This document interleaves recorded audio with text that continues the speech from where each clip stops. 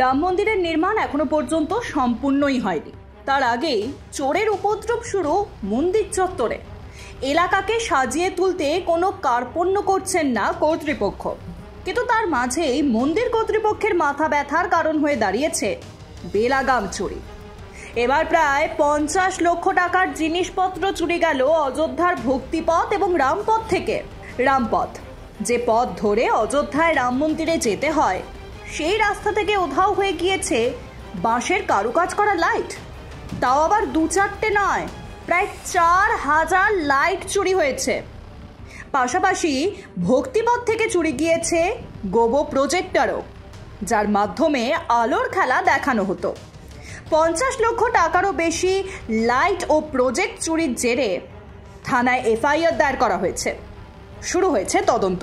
মন্দির কর্তৃপক্ষের তরফে পুলিশকে জানানো হয়েছে রাস্তার দুই পাশে 3800টি বাতি স্তম্ভ থেকে আলো চুরি হয়ে গেছে। এর 36টি গোবো প্রজেক্ট চুরি গিয়েছে এক রাতের মধ্যে, যার বাজার মূল্য আনুমানিক 50 লক্ষ টাকা। অযোধ্যা ডেভেলপমেন্ট অথরিটি এই লাইট এবং প্রজেক্টর লাগানোর বরাত দিয়েছিল যশ এন্টারপ্রাইজ এবং কৃষ্ণা অটোমোবাইলকে।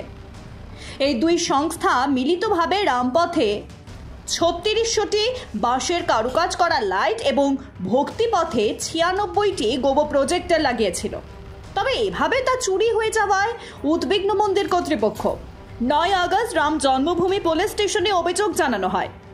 অভিযোগকারী সংস্থার তরফে জানানো হয়েছে, মে মাস থেকে তারা লাইট উধাও হয়ে যাওয়ার বিষয়টি করেছেন লক্ষ্য।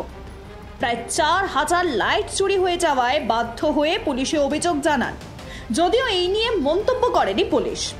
Bureau report Ritam Bangla.